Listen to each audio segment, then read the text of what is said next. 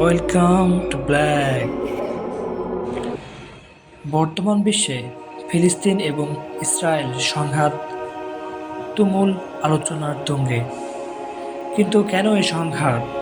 আসুন আমরা জেনে নিই বর্তমানে ফিলিস্তিনি ইসরায়েলি সংঘাতের মূলে যে গুরুত্বপূর্ণ 10টি প্রশ্ন আমরা দেখতে পাই।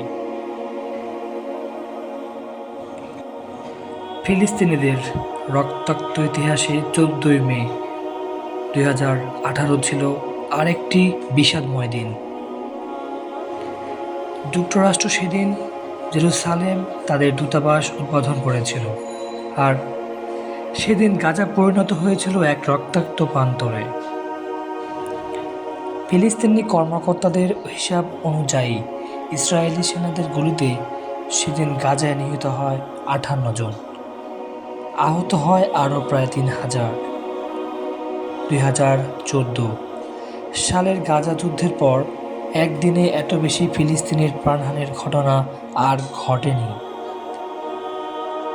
সেই দিনটি ছিল ইসরায়েলের রাষ্ট্র প্রতিষ্ঠার 70তম বার্ষিকী। 1948 সালের এই দিনটিতে ইসরায়েল প্রতিষ্ঠিত হয়, আর ফিলিস্তিনিদের কাছে দিনটি হচ্ছে নাকবা বা বিপর্যয়ের দিন। লাখ লাখ ফিলিস্তিনি সেদিন ইসরায়েলে তাদের বাড়িঘর ছেড়ে উচ্ছেদ হয়েছিল। প্রতি বছর দিনটিকে তারা নাকবা দিবস হিসেবেই পালন করে। যুক্তরাষ্ট্র যে তাদের দূতাবাস জেরুসালেম ছড়িয়ে নিয়ে এসেছে, সেটিও খুবই বিতর্কিত একটি পদক্ষেপ হিসেবে দেখা হয়। যুক্তরাষ্ট্র তাদের দীর্ঘদিনের নীতি থেকে সরে এসে এই পদক্ষেপ নেওয়ার পর তা ফিলিস্তিনিদের মারাত্মকভাবে ক্ষুব্ধ করে। ফিলিস্তিনিরা মনে করে পূর্ব জেরুসালেম হবে তাদের ভবিষ্যৎ রাষ্ট্রের রাজধানী। অন্যদিকে ইসরায়েল পুরো জেরুসালেম নগরীর ওপর তাদের নিয়ন্ত্রণ কায়েম করতে চায়। যুক্তরাষ্ট্র তাদের দূতাবাস জেরুসালেম সরিয়ে নিয়ে কার্যত ইসরায়েলিদের অবস্থানকে সমর্থন জানাচ্ছে বলে মনে করে ফিলিস্তিনিরা। কিন্তু কিভাবে এই সংঘাত শুরু? বিংশ শতাব্দীর শুরুতে ইউরোপে বসবাসকারী ইহুদিরা ব্যাপক বিদ্বেষ নির্যাতনের শিকার হয়েছিল। সেখান থেকেই জাউনিজম বা ইহুদিবাদী আন্দোলনের শুরু। তাদের লক্ষ্য ছিল ইউরোপের বাইরে কেবলমাত্র ইহুদিদের জন্য একটি রাষ্ট্র পতন করা। সেই সময় প্যালেস্টাইন বা ফিলিস্তিন ছিল তুর্কি অটোমান সাম্রাজ্যের অধীন। এটি মুসলিম, ইহুদি এবং খ্রিস্টান এই 3 ধর্মের মানুষের কাছে পবিত্র ভূমি হিসেবে বিবেচিত। ইহুদিবাদী আন্দোলন দ্বারা অনুপ্রাণিত হয়ে ইউরোপের ইহুদিরা দলে দলে প্যালেস্টাইনে গিয়ে বসত গড়তে শুরু করে। কিন্তু তাদের এই অভিবাসন স্থানীয় আরব এবং মুসলিমদের মধ্যে অসন্তোষ তৈরি করে। সে সময় আরব এবং মুসলিমরাই ছিল সেখানে সংখ্যাগরিষ্ঠ। প্রথম বিশ্বযুদ্ধের পর তুর্কি অটোমান সাম্রাজ্য কার্যত ভেঙে পড়ে। তখন যে লিগ অব নেশন গঠিত হয়েছিল, সে বিশ্ব সংস্থার পক্ষ থেকে ব্রিটেনকে ম্যান্ডেট দেওয়া হয় প্যালেস্টাইন শাসন করার। প্রথম বিশ্বযুদ্ধ যখন চলছিল, তখন ব্রিটেন আরব এবং ইহুদি উভয় পক্ষের কাছেই নানা রকম প্রতিশ্রুতি দিয়েছিল প্যালেস্টাইন নিয়ে। কিন্তু এইসব প্রতিশ্রুতির কোনোটি ব্রিটেন রক্ষা করেনি। পুরো মধ্যপ্রাচ্য।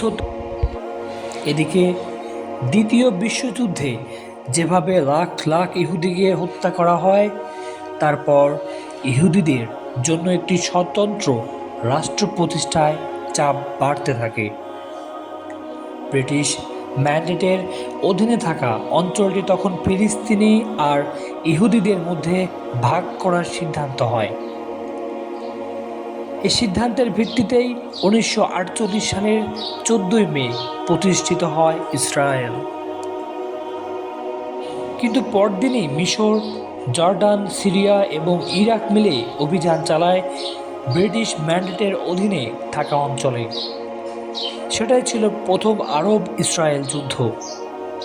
ইহুদিদের কাছে এটি স্বাধীনতার যুদ্ধ হিসেবে পরিচিত।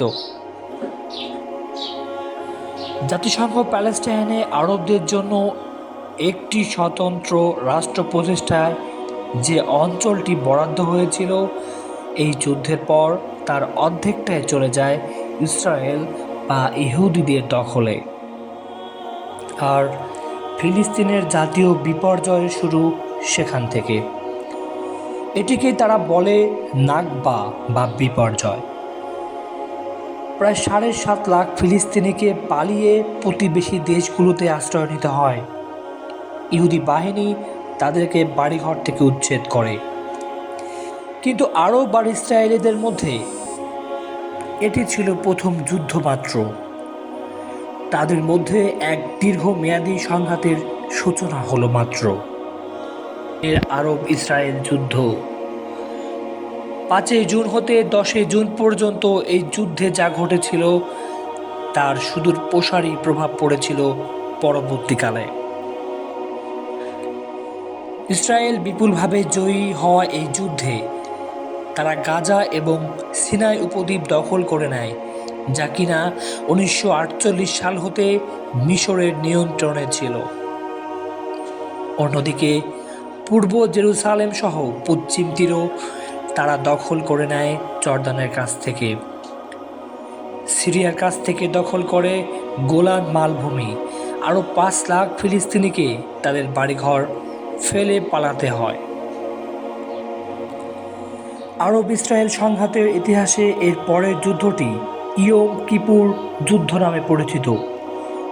১৯৭৩ সালের অক্টোবরের এই যুদ্ধের একদিকে ছিল মিশর আর সিরিয়া, অন্য পক্ষে ইসরায়েল।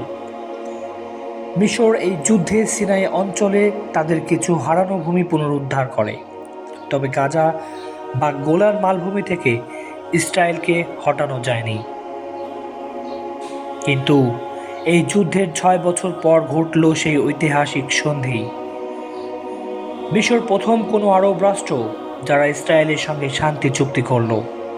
এরপর তাদের পথ অনুসরণ করল জর্ডান। কিন্তু তাই বলে ফিলিস্তিনিদের সঙ্গে ইসরায়েলের যুদ্ধ শেষ হলো না। গাজা ভূখণ্ড, যেটি বহু দশক ধরে ইসরায়েলের দখল করে রেখেছিল, সেটি ১৯৯৪ সালে ফিলিস্তিনিদের কাছে ফিরিয়ে দিল। সেখানে ইসরায়েলি এবং ফিলিস্তিনিদের মধ্যে বড় ধরনের লড়াই হয় ২০০৮, ২০০৯, ২০১২ এবং ২০১৪ সালে। কিন্তু মধ্যপ্রাচ্যে কেন ইসরায়েলের প্রতিষ্ঠা করা হয়? ইহুদিরা বিশ্বাস করে বাইবেলে বর্ণিত পিতৃপুরুষ আব্রাহাম এবং তার বংশধরদের জন্য যে পবিত্র ভূমির প্রতিশ্রুতি দেওয়া হয়েছিল, আজকের আধুনিক ইসরায়েল সেখানেই প্রতিষ্ঠিত হয়েছে।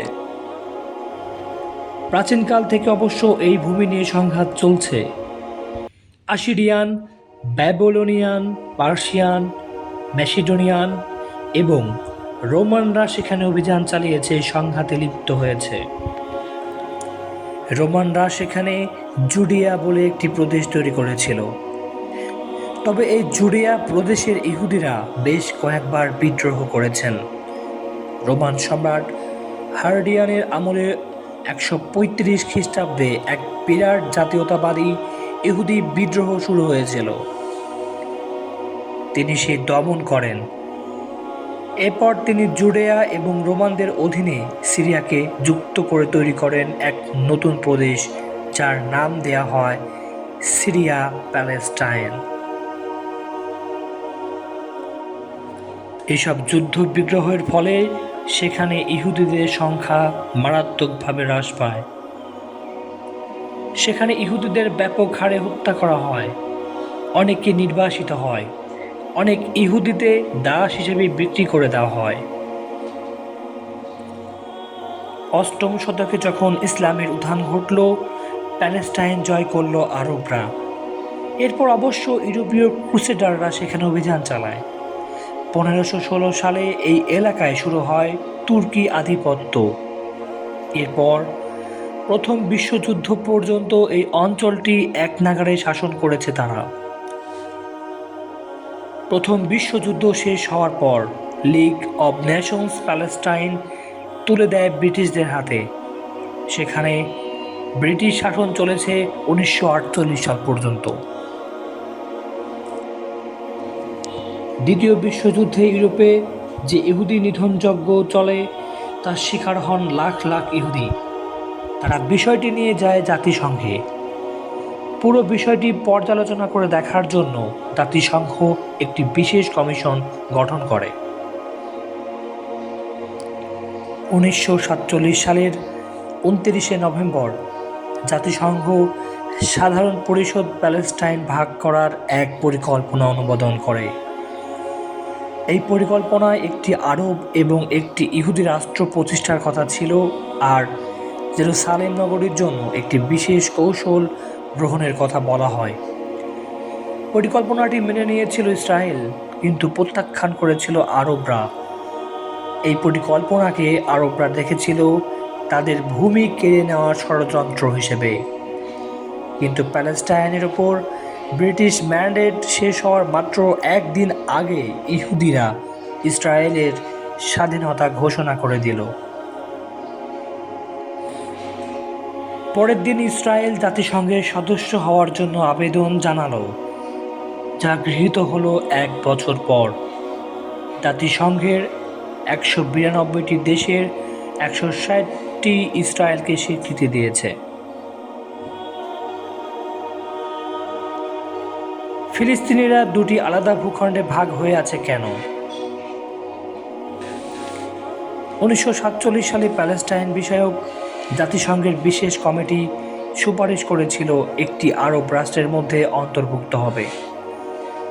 পশ্চিম গ্যালিলি, সামারিয়া এবং জুডিয়ার পার্বত্য অঞ্চল, তবে জেরুসালেম নগরী এবং মিশর সীমান্ত পর্যন্ত ইসরায়েলের উপকূলীয় সমভূমি এর মধ্যে পড়বে না। কিন্তু আজকের ফিলিস্তিনি ভূখণ্ডের বিভাজন মূলত নির্ধারিত হয়েছে প্রথম আরব ইসরায়েল যুদ্ধের পর 1949 সালের যুদ্ধবিরতির রেখা বরাবর। ওয়েস্ট ব্যাংক বা পশ্চিম তীর 5970 বর্গ কিলোমিটার এবং গাজা ভূখণ্ড 365 বর্গ কিলোমিটার হচ্ছে দুটি প্রধান ফিলিস্তিনি অধ্যুষিত এলাকা। এই দুই ফিলিস্তিনি ভূখণ্ডের সবচেয়ে নিকটবর্তী দুটি এলাকার মধ্যে দূরত্ব প্রায় 40 কিলোমিটার।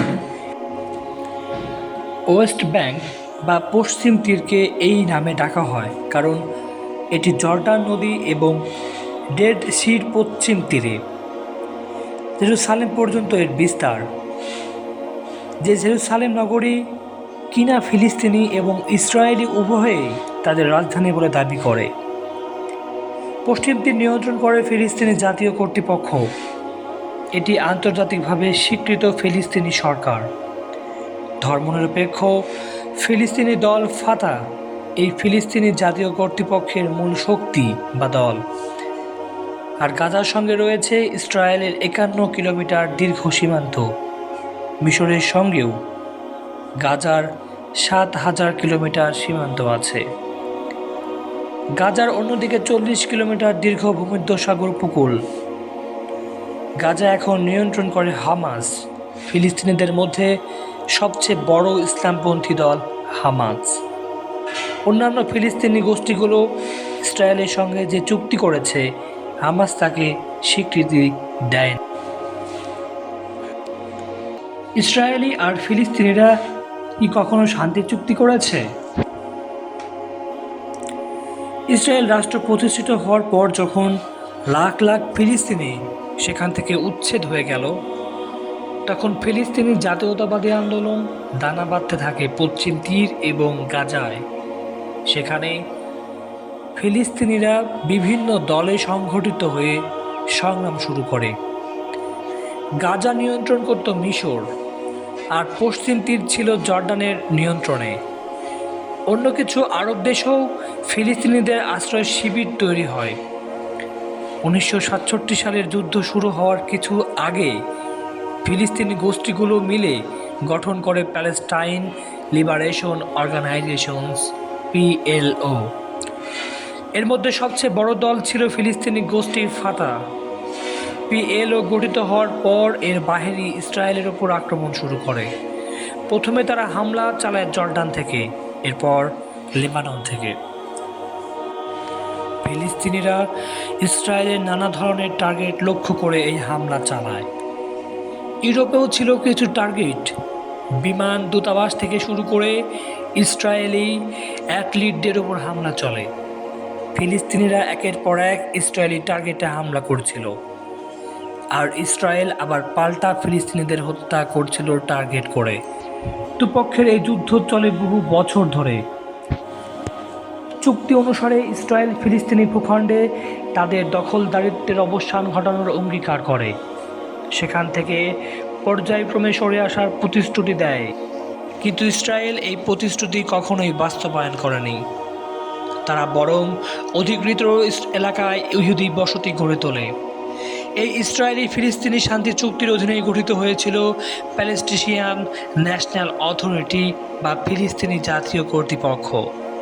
এটি আন্তর্জাতিকভাবে স্বীকৃত ফিলিস্তিনি সরকার। সরাসরি ভোটে এর প্রেসিডেন্ট নির্বাচিত হন। পরে নির্বাচিত প্রেসিডেন্ট প্রধানমন্ত্রী এবং মন্ত্রীদের নিয়োগ করেন। জেরুসালেম যদিও ইসরায়েলি এবং ফিলিস্তিনিদের মধ্যে দ্বন্দ্বের অন্যতম উৎস, তারপরও এই আসল শান্তি চুক্তিতে জেরুসালেমের বিষয়টি অন্তর্ভুক্ত ছিল না। 2015 সালের 30শে সেপ্টেম্বর ফিলিস্তিনি প্রেসিডেন্ট মাহমুদ আব্বাস জাতিসংঘ সাধারণ পরিষদের 70তম অধিবেশনে ঘোষণা দেন তারা আর এই শান্তি চুক্তি মেনে চলতে বাধ্য নন, কারণ ইসরায়েল এই চুক্তি মেনে চলেনি। তিনি আরও বলেন, একটি দখলদারি শক্তি হিসেবে এখন সবকিছুর দায়িত্ব ইসরায়েলের ঘাড়েই বর্তাবে। একটি স্বাধীন ফিলিস্তিনি রাষ্ট্র প্রতিষ্ঠায় বিলম্ব, পশ্চিম তীরে ইহুদি বসতি নির্মাণ অব্যাহত রাখা এবং ফিলিস্তিনি ও ইহুদি এলাকার মধ্যে নিরাপত্তা প্রাচীর তৈরি করা, এগুলি শান্তি প্রক্রিয়াকে বেশ জটিল করে ফেলেছে। যদিও দ্য হেগের আন্তর্জাতিক আদালত পশ্চিম তীরে ইহুদি বসতি নির্মাণকে অবৈধ ঘোষণা করেছে, কিন্তু দুই পক্ষের মধ্যে শান্তির পথে এগুলোই একমাত্র বাধা নয়। বিল ক্লিন্টন যখন যুক্তরাষ্ট্রের প্রেসিডেন্ট, তখন ক্যাম্প ডেভিডে 2000 সালে তিনি যে শান্তি আলোচনার উদ্যোগ নিয়েছিলেন, সেখানে এর ব্যর্থতার আরও অনেক কারণ স্পষ্ট হয়ে উঠেছিল। তৎকালীন ইসরায়েলি প্রধানমন্ত্রী এহুদ বারাক এবং ফিলিস্তিনি নেতা ইয়াসির আরাফাত সেই বৈঠকে একমত হতে পারেননি আরও অনেক বিষয়ে। যেসব বিষয়ে তাদের মধ্যে মতপার্থক্য দেখা যায়। জেরুসালেম, ইসরায়েল দাবি করে জেরুসালেমের ওপর তাদের সার্বভৌম অধিকার রয়েছে। 1967 সালের যুদ্ধে তারা পূর্ব জেরুসালেম দখল করে নেয়। এরপর থেকে তারা জেরুসালেমকে তাদের রাজধানী বলে গণ্য করে, কিন্তু এর কোনো আন্তর্জাতিক স্বীকৃতি নেই। অন্যদিকে ফিলিস্তিনিরা পূর্ব জেরুসালেমকে তাদের রাজধানী হিসেবে চায়। সীমান্ত এবং এলাকা নিয়ে বিরোধ। ফিলিস্তিনিরা চায় 1967 সালের আরব ইসরায়েল যুদ্ধের আগে যে সীমান্ত ছিল, সেই সীমানার ভিত্তিতে ফিলিস্তিনি রাষ্ট্র গঠিত হবে। ইসরায়েল এটা মানতে নারাজ। ইহুদি বসতি। 1967 সালের যুদ্ধে ইসরায়েল যেসব ফিলিস্তিনি এলাকা দখল করে নিয়েছিল, সেখানে তারা অনেক ইহুদি বসতি গড়ে তুলেছে। আন্তর্জাতিক আইনে এইসব বসতি অবৈধ। কেবল পশ্চিম তীর এবং পূর্ব জেরুসালেমে এখন বসতি গড়েছে 5 লাখের বেশি ইহুদি। ফিলিস্তিনি শরণার্থী। ইসরায়েল রাষ্ট্র প্রতিষ্ঠিত হওয়ার পর সেখান থেকে বাড়িঘর ছেড়ে পালিয়ে এসেছিল লাখ লাখ ফিলিস্তিনি। এরা ইসরায়েলের ভেতর তাদের বাড়ি ঘরে ফিরে যাওয়ার অধিকার দাবি করে আসছে। PLOর হিসেবে এই ফিলিস্তিনি এবং তাদের বংশধরদের সংখ্যা প্রায় 1,06,00,000। কিন্তু ইসরায়েল এই অধিকারের স্বীকৃতি দিতে চায় না। তাদের আশঙ্কা, এত বিপুল সংখ্যক ফিলিস্তিনি যদি ইসরায়েলে ফিরে আসে, তাদের রাষ্ট্রের ইহুদি চরিত্র আর ধরে রাখা যাবে না।